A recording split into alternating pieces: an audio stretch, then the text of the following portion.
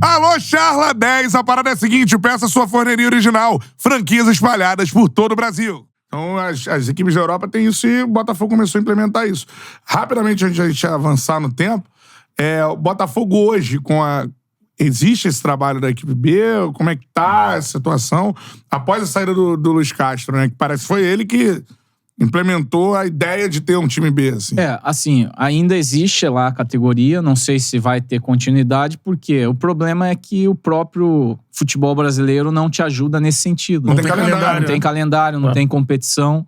Então você perde aí nessa faixa de 20 a 23 anos, às vezes jogadores muito promissores, assim, com uma necessidade muitas vezes de nesse período ele estar jogando para daqui a pouco ele fazer parte de um contexto profissional.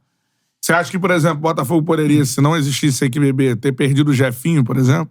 Muito provavelmente sim, porque talvez num primeiro momento ele não teria o espaço direto na equipe profissional. Então, é um bom exemplo, né? Um exemplo de sucesso e Só a venda mais cara da história do clube. Exato. Um sucesso importante pro clube. Então, muitas vezes... E eu já li pessoas falar... É perda de tempo. É perda de tempo e o clube conseguiu a maior venda da história com esse tipo de situação, né? Trazendo um jogador meramente desconhecido. O Rezende. Rezende, né? Que a gente sabe muitas vezes que um jogador do Rezende dificilmente ele vai entrar e jogar num Vasco, num Botafogo, num Flamengo diretamente. Ele vai fazer primeiro parte de um processo dentro do próprio clube. E já numa idade que não é o sub-20. Exato, porque o Jefinho já tinha 21 anos, se não me engano. Já tinha estourado a idade. Só que ele começa o quê? A vivenciar um clube grande. É diferente. Quem tá no futebol sabe bem o que é isso. O jogador, com todo respeito a todo tipo de clube, mas ele jogar num clube sem torcida, sem ter, por exemplo, um calendário até de série de brasileiro, e ele vir para um clube de Série A, é difícil. São raros casos de jogadores que já entra e já consegue sucesso. Então, assim, é uma pena porque o futebol brasileiro, como eu falei, ele não te proporciona isso. E aí é um erro de quem tá em cima.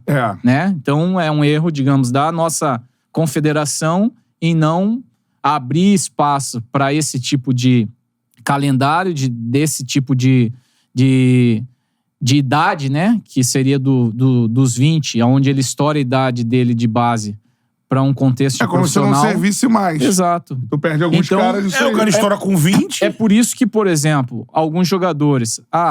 alguns conheceram o Tiquinho ano passado. Exato. Por quê? Porque são jogadores que muitas vezes estão... Amadurecem aí fora. no mercado, que acabam indo com 18, 19, 20, 21 anos para a Europa, em clubes menores, se destacam e aí vão para os maiores, né? Então, a gente acaba aqui no Brasil perdendo muitos jogadores dessa forma. O Diego Costa é um desses. A gente vai conhecer, já tava virando espanhol. Exato. Jogando pela Espanha. Saiu daqui muito cedo. O Deco. Tem o Jorginho, que é italiano. Não, e tem jogadores, já ouvi muito isso da galera de base. Por isso que é bom a gente trazer profissionais como você. A gente trouxe o Mário Jorge, né? Que eu gosto muito do Mário, né, cara? Da base do Flamengo, assim. De conversar essas coisas, né? Você tem ali jogadores de uma faixa... pós 20 anos ali. Passou dos 20 anos. 20 anos e um mês. Certeza, ou ele fica no limbo. Ou ele fica no limbo. E às vezes você perde talentos ali, que seria o caso do Jefinho, por conta da existência do time B. E outra Tomara coisa, que né? continue existindo, né? Ele passa... Vamos pôr um exemplo de 7 anos numa categoria de base. O máximo que ele vai jogar com o público numa decisão, assim, é 1.000 pessoas, né? Isso numa final de competição. Quando ele vai para um contexto de profissional, as coisas são diferentes. Primeiro porque ele vai, já no vestiário, vai falar, poxa, eu tô aqui com fulano, com ciclano.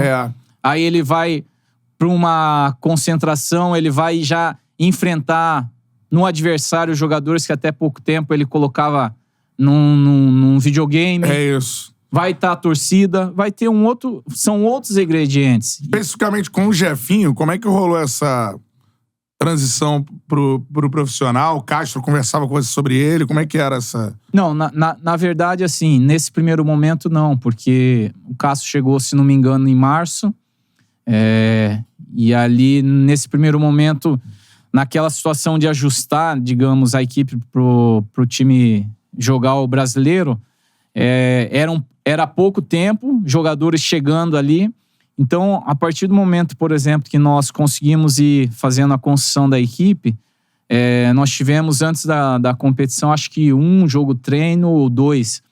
E um dos jogos treino foi contra o Fluminense. Foi nas Laranjeiras. E, assim, o Jefinho arrebentou com o jogo treino. Foi, se não me engano, foi 3-0 para nós. Poderia ter sido mais. Quando acabou o jogo treino, em razão de ter sido aberto ao público naquele dia, tinha pessoas de imprensa e o nome dele começou a repercutir.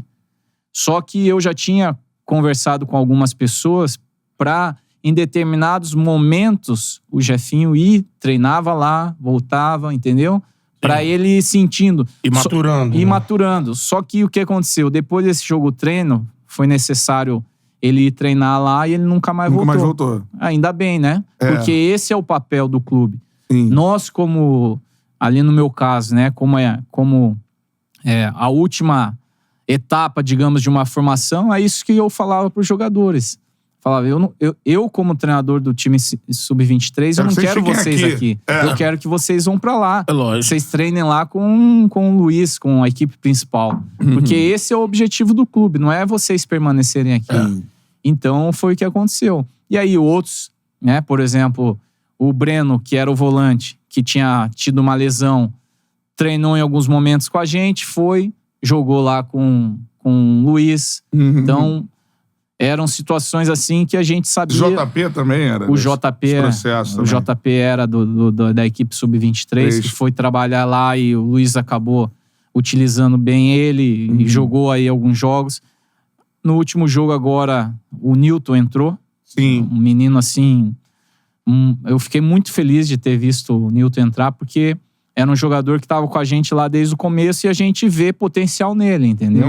Então é um jogador, por exemplo, que vem de uma equipe lá da Bahia, com pouca estrutura, e que acaba vindo e aos poucos vai treinando, vai conhecendo. Janderson chegou a passar, não? Janderson, também. Mesma coisa. Você vê, nós estamos falando de 5, 6 jogadores num período de 1 ano e meio, que olha o que gerou pro clube, né? Numa situação de possibilidades, né? De oportunidades, elenco, né? Como é que falam que é perda de tempo, né? Eu queria entender, alguém da bola...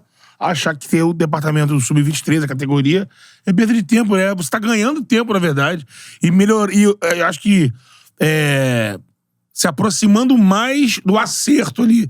E vou te falar mais. O processo ele só não é melhor porque o clube não tinha estrutura para manter no mesmo espaço. Que o ideal é o quê? A equipe principal tá treinando num campo e a equipe B tá treinando não precisa ser do lado, mas no mesmo ambiente. Porque você consegue ainda mais solidificar isso. Você vai interagir, você vai ter a necessidade. Eu agora estava no time principal. Às vezes você tá no treino, faltando 5 minutos, você tá lá contando com 24 jogadores. Aí um ou outro não vai treinar, já quebra aquilo que você montou para treinar. Você puxa um jogador desse para a equipe principal, de repente treinar bem, já começa a observar. Então esse é o processo ideal. E a gente sabe que... E não há certeza que a equipe B continue assim, certeza. A certeza agora eu não posso dizer porque vai ter agora o início de ano, não sei se eles começarão com a equipe B ou vai já entrar a equipe principal, né, no processo. Isso não... Não tá fazendo parte desse planejamento, mas... Ia ter reuniões a respeito disso agora, né? Mas ia até para saber onde exatamente o clube terminaria, para saber, né, se ia precisar disputar uma pré-Libertadores ou não. Então teria um pouco essa questão diferencial aí. Qual é, meu parceiro? Curtiu esse corte que você acabou de ver? Então se inscreva no Charla para dar uma moral pro melhor podcast de esportes do Brasil. Tamo junto.